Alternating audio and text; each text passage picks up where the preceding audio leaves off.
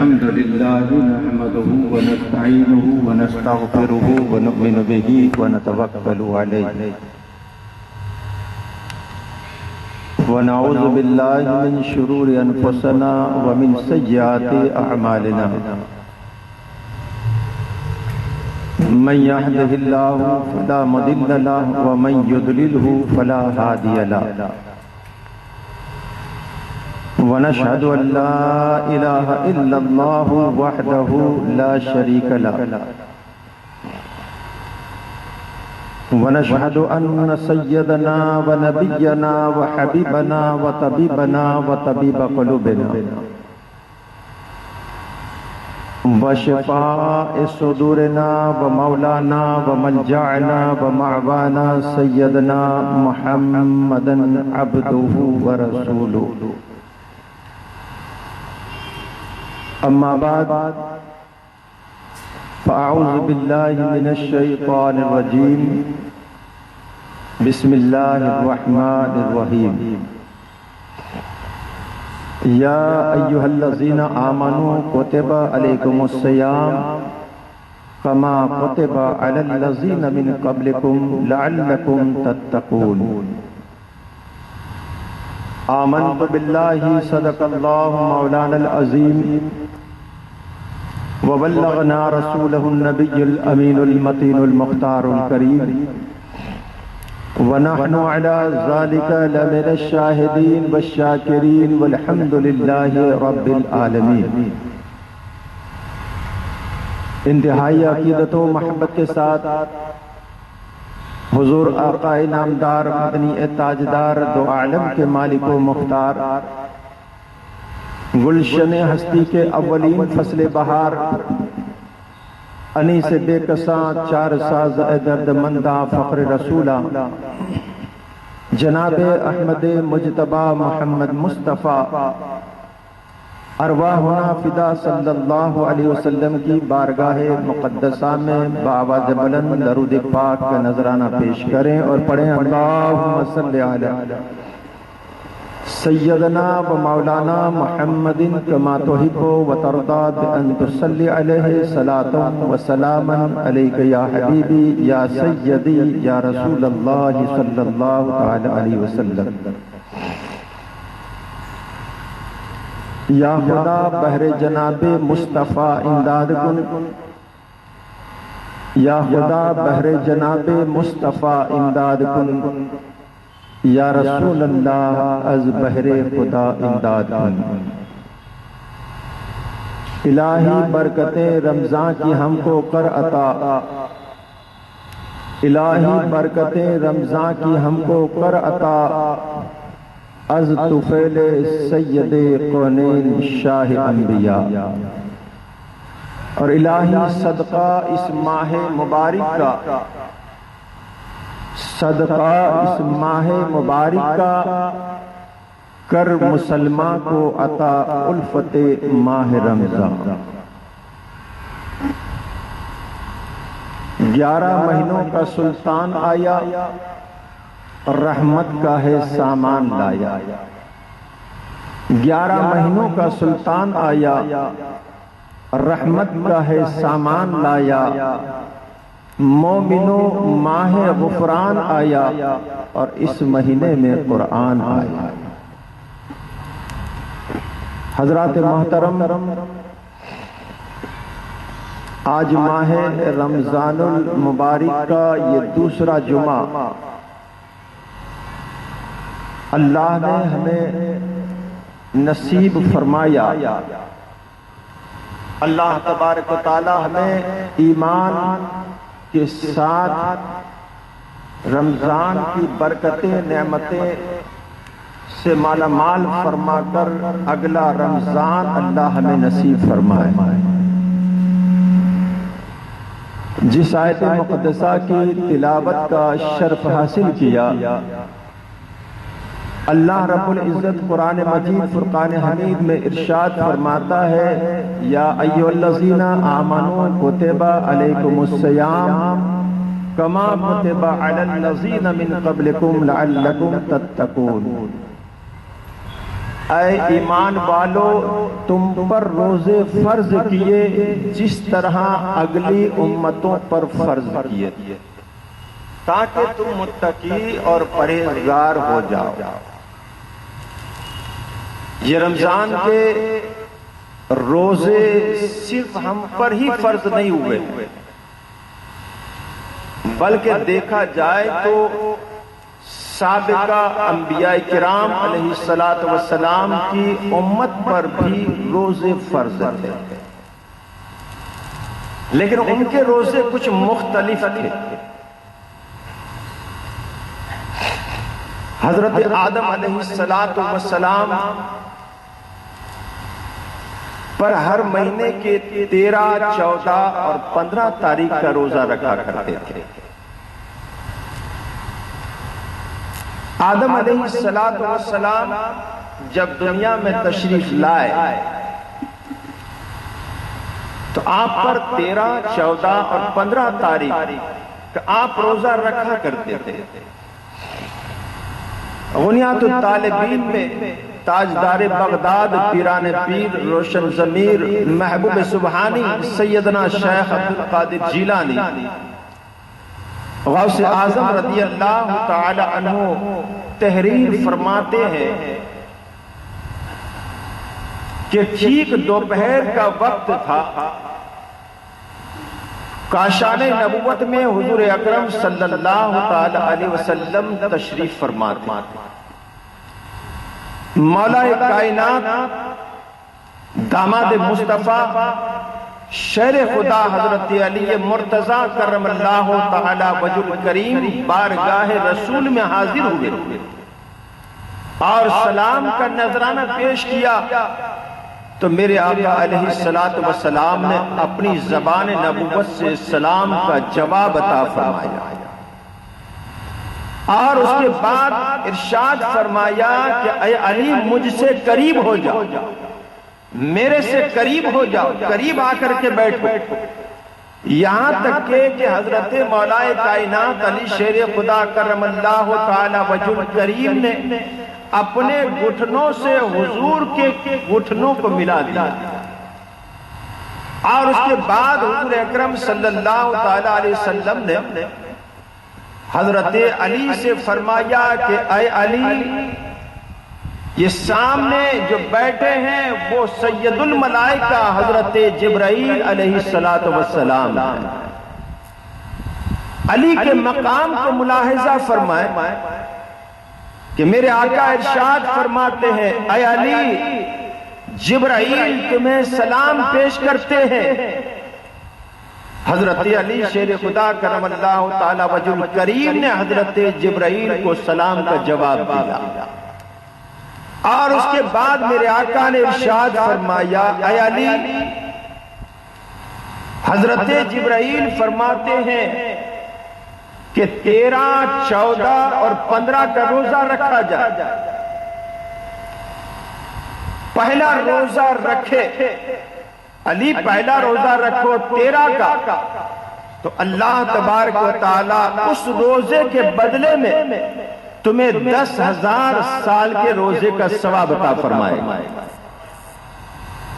اے علی 14 کا روزہ رکھو، اللہ تبارک و تعالی اس روزے کے بدلے میں تمہیں 30,000 سال کے روزے کا ثواب عطا فرمائے۔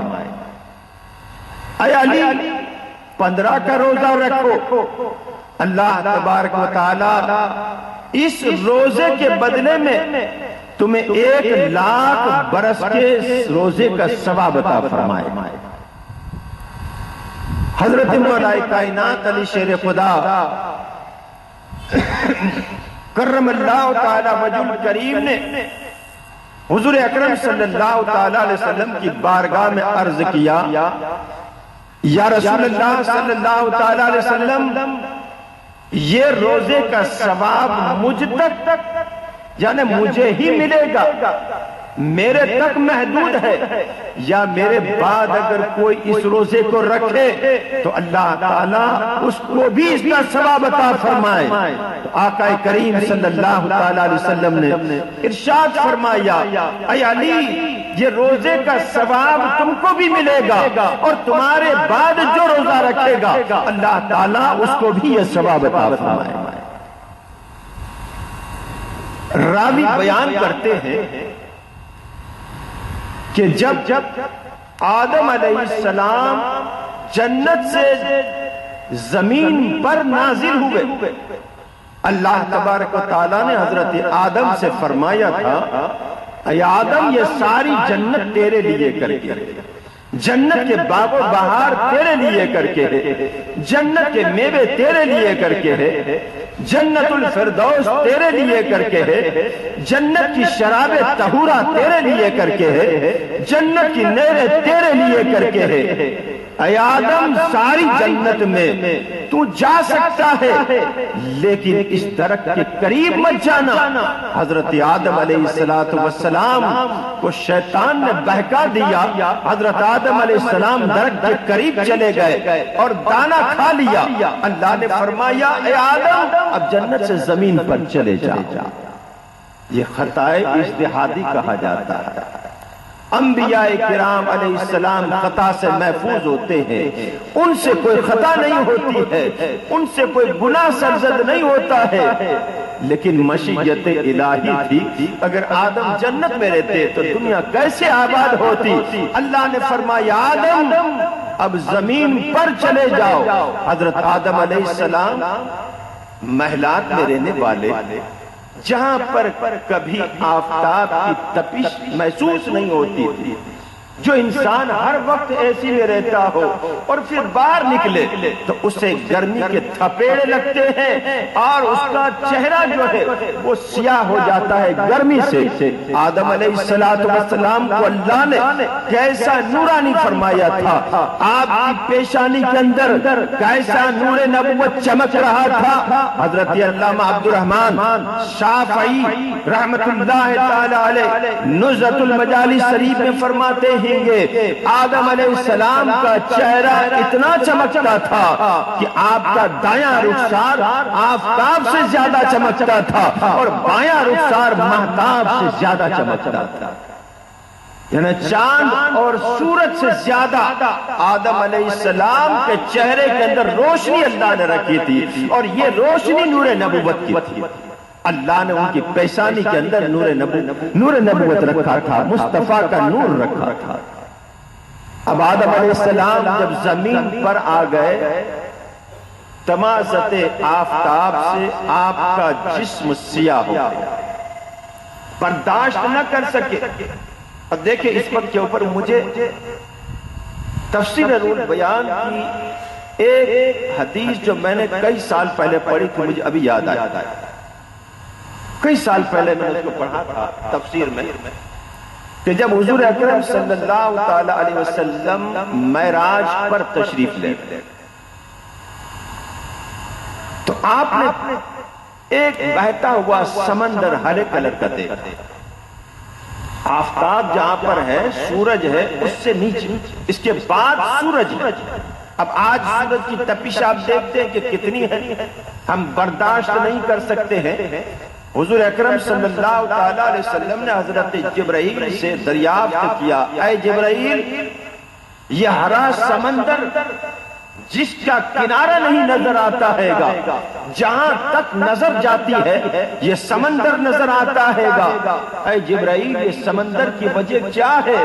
جبرائیل علیہ السلام نے بارگاہ رسول میں عرض کیا، یا رسول اللہ صلی اللہ تعالی علیہ وسلم اگر یہ سمندر بیچ میں نہ ہوتا تو بندے آفتاب کی تپش کو برداشت نہ کر سکتے۔ اس سے پتا چلتا ہے گا کہ سورج کے بیچ میں ایک سمندر ہے اور سمندر کے بعد یہ تپش ہم پر آتی ہے۔ اگر بیچ میں سمندر نہ ہوتا تو یہ آفتاب کی تپش کتنی ہوتی کہ انسان برداشت نہ کر سکتا۔ بہرکیف حضرت آدم علیہ السلام دنیا میں تشریف لائے، لیکن آپ تمازت آفتاب سے آپ کا جسم سیاہ ہو گیا۔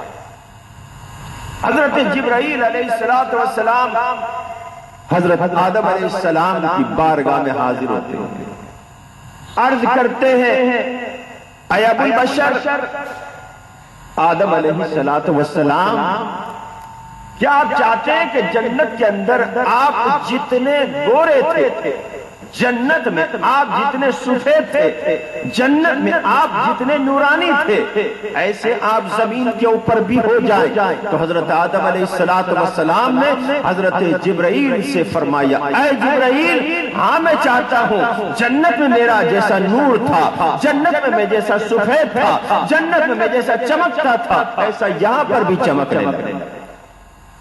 تو حضرت جبرائیل علیہ السلام نے حضرت آدم علیہ السلام کی بارگاہ میں عرض کیا کہ آدم 13 کا روزہ رکھا۔ آدم علیہ السلام نے سب سے پہلے 13 تاریخ کا روزہ رکھا۔ آتا ہے گا بنیاد الطالبین میں کہ آپ کا تہائی حصہ سفید ہو گیا۔ پھر جبرائیل نے فرمایا کہ 14 کا روزہ رکھو، آپ کا دوسرا حصہ سفید ہو گیا، اور پھر فرمایا کہ 15 کا روزہ رکھو۔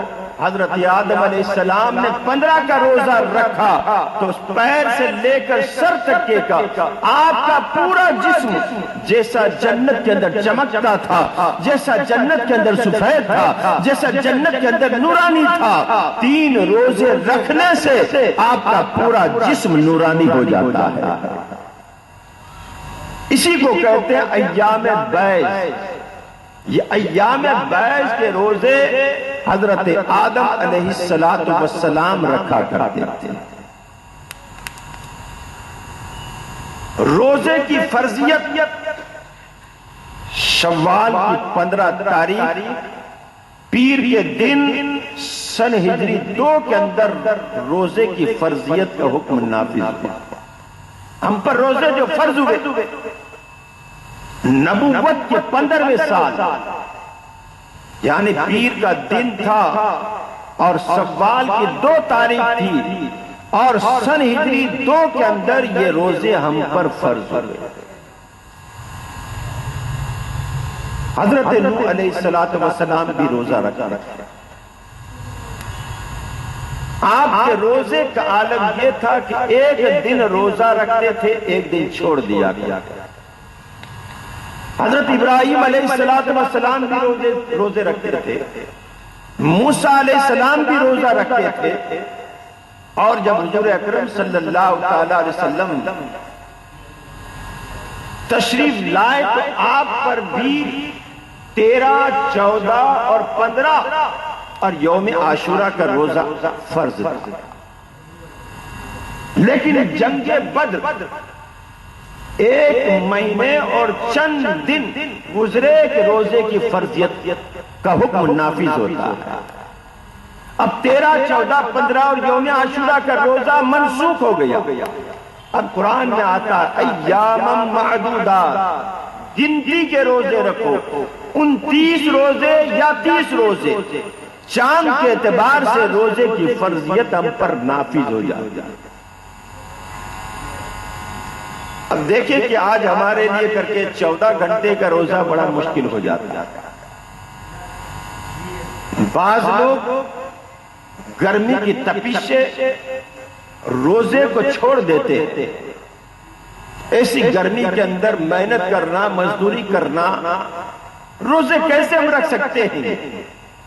لیکن ابتدا کے اندر دیکھیں کہ 12 گھنٹے کا روزہ نہیں تھا۔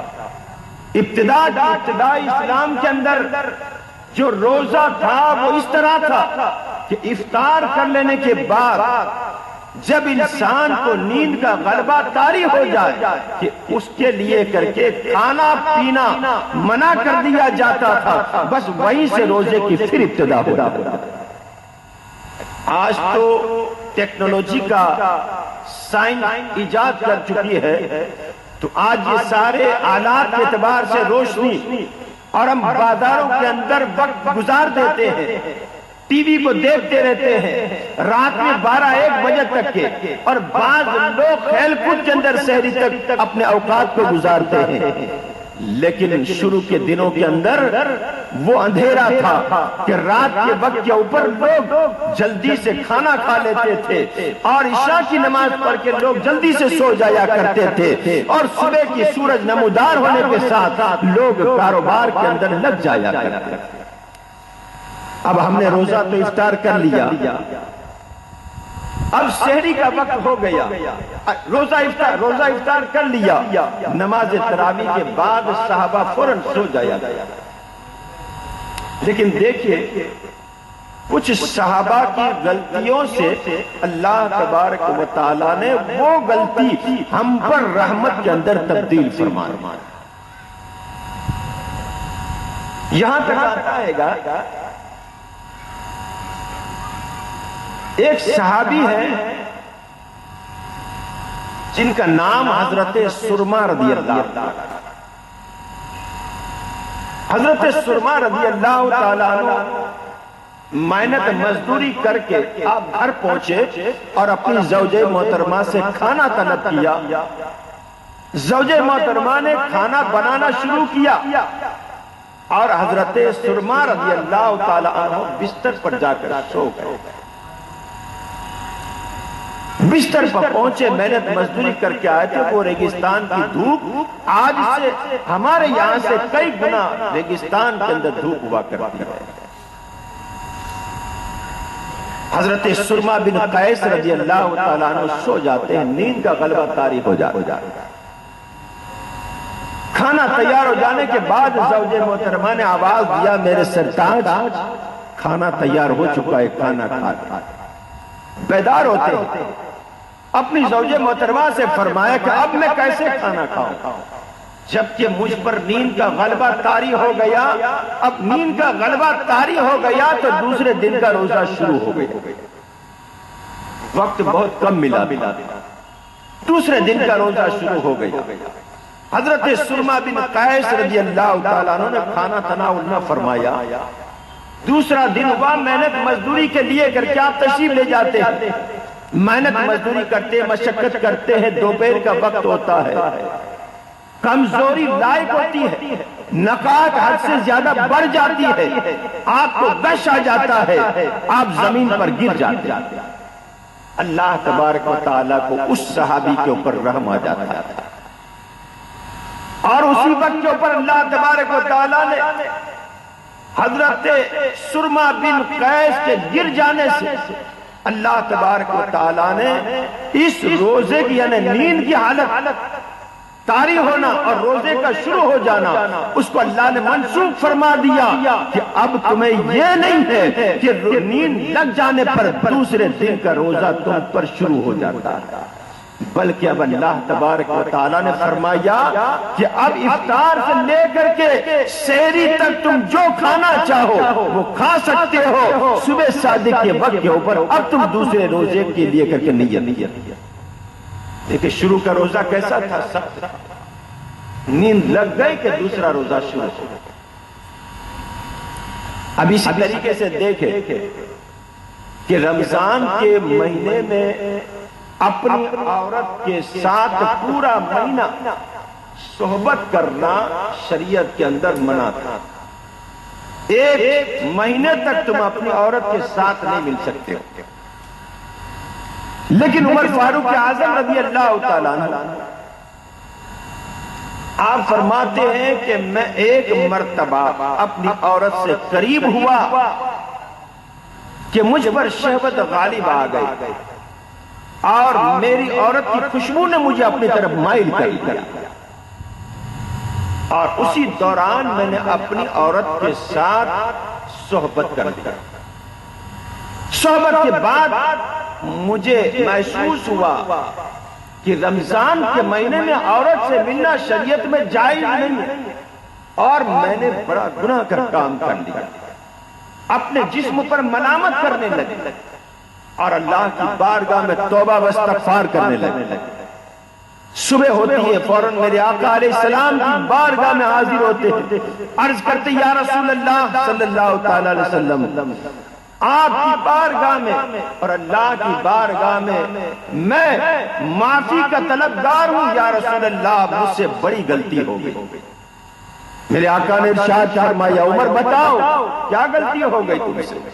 کہا یا رسول اللہ صلی اللہ تعالی علیہ وسلم رمضان کے مہینے میں عورت سے ملنا جائز نہیں ہے، لیکن جب میں اپنی عورت کے قریب ہوا میری عورت کی خوشبو نے مجھے اپنی طرف مائل کر لیا، میں اپنی عورت کے ساتھ رات میں صحبت کر لیا، یا رسول اللہ اس کا کیا کفارہ ہوگا؟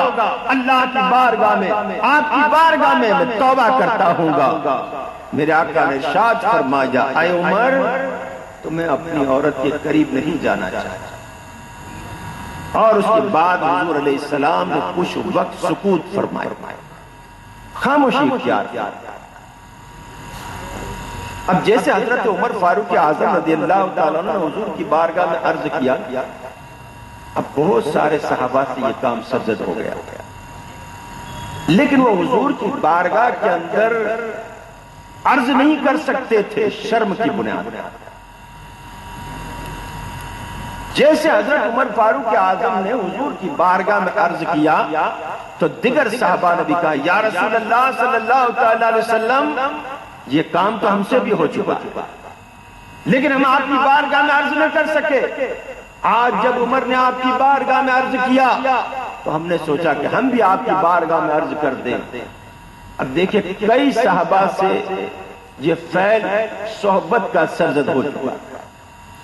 اسی وقت کے اوپر اللہ تبارک و تعالیٰ نے دوسرے سپارے میں سیقول کے اندر آیت کو نازل فرما دیا، اُحِلَّ لَكُمْ لَيْلَةَ الصِّيَامِ الرَّفْثُ إِلَىٰ نِسَائِكُمْ هُنَّ لِبَاسٌ لَكُمْ وَأَنتُمْ لِبَاسٌ لَهُنَّ۔ یہ اللہ تبارک و تعالیٰ نے حضرت عمر فاروق اعظم کے عرض کرنے پر اللہ نے قرآن کی آیت کو نازل فرما دیا۔ ترجمہ یہ ہوتا ہے کنز الایمان میں اعلیٰ حضرت فرماتے ہیں روزوں کی راتوں میں اپنی عورتوں کے پاس جانا تمہارے لیے حلال ہوا۔ یہ اللہ تبارک و تعالیٰ نے یہ ہم پر حلال کر دیا، اور وہ تمہارا لباس ہے اور تم ان کا لباس۔